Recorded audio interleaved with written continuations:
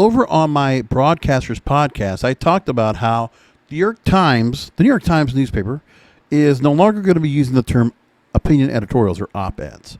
Instead, they're going to be using the term for guest essays. And they want to make it where more original people are actually the people that are giving opinions. So it's kind of like where the letters to the editor now get their own columns. That sounds like that's what I'm trying to say. But who's going to get those spots is the question. But the opinion editorial, they want to go and remove that. And I think it's partly what I said in the podcast there. I did say that I think the op-eds are being removed because of the fact that the news is actually becoming embedded with opinions and editorials within it anyway. So these not to think that way, I can't help you with that, but that's just exactly how it is right now. Neiman Lab talks about this. Not just elected officials and policy experts, top editors are.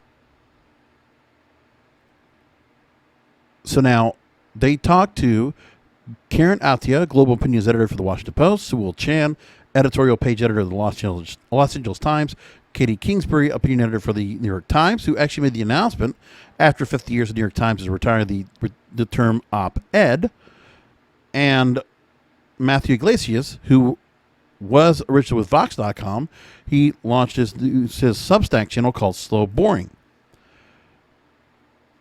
And the ISOJ had explored online opinion journalism in its history of 22 years.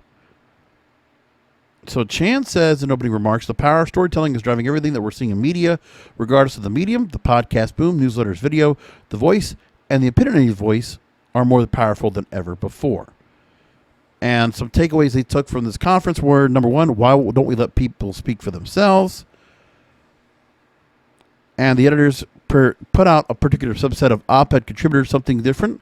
Professors, the interpreter class, think tankers, agreeing they were actively trying to create more space for different types of writers who draw on different forms of authority that have been featured in the past.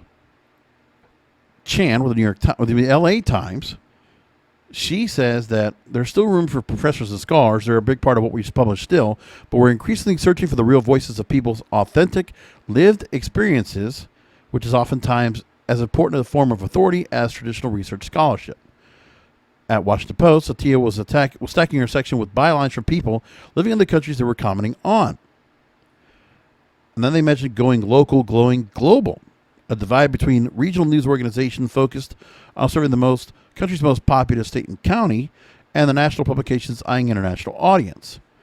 Then they go along and talk about what readers want. Katie Kingsbury at New York Times, she offered reader research that had driven recent changes to the New York Times opinion section, that readers crave more differentiation, clarity, and context. In particular, they want to better understand when and why we're publishing outside writers.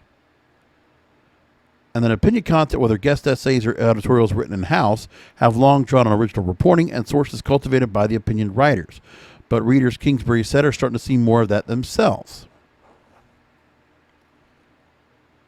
Matthew Iglesias says that both legacy and independent writers have to work to differentiate the link to what people are interested in that doesn't have to do with traditional left-right politics. Well, I don't know about that so much.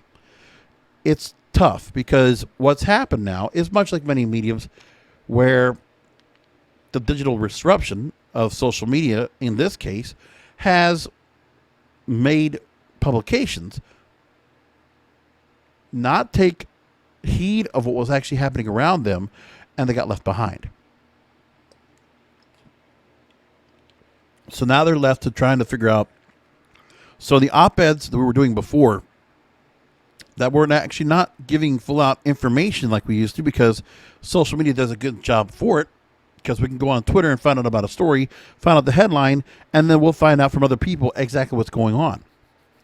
But people can find out in piecemeal what's actually happening and learn some information instead of going to a publication online or through a newspaper or cable news or TV news or whatever, and they can find out the information themselves without having to go through all the rigmarole.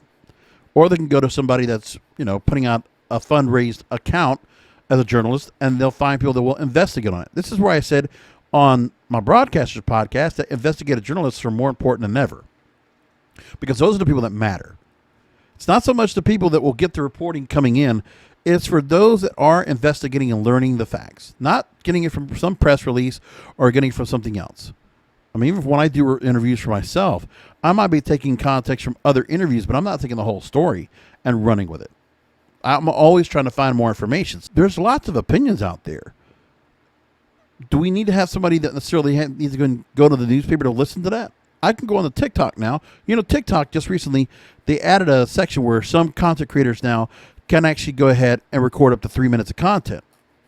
Not just 15 and 60, but now 3 minutes long. It's like when Twitter moved from 140 to 280 characters. There's a lot of room now to make the commentary that you need. And you don't necessarily need to go somewhere else to learn what the opinion is. Sometimes we just get a Twitter feed and somebody will just go ahead and put it all together. So there's a Twitter service out there that somebody will go ahead and have all these tweets that are all put together, and then somebody will go ahead and attach them together. I forget the name of the app, who it is that does that, but it's done. And then basically just go and publish that. In some cases, I mean, how many times do we see stories that include Twitter feeds or, posts from somewhere else? It's as if the people do not want to go to the people and actually find out about something. Make the effort, make a couple, bang the phones, get a couple of phone calls in, go somewhere and learn something and find out.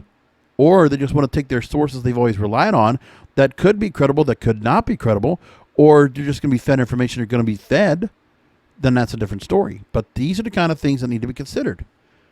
They're behind the eight ball here. And honestly, the opinions they're worried about are for people that are still consuming their content to not go away. This is not an answer for somebody to say, okay, people are going to come back to read the articles here. They're just trying to keep the audience there from losing whatever they have left. That's what it really comes down to. Anyway, I'll leave it there. I hope you appreciate what I came through with this, and I will talk to you next time.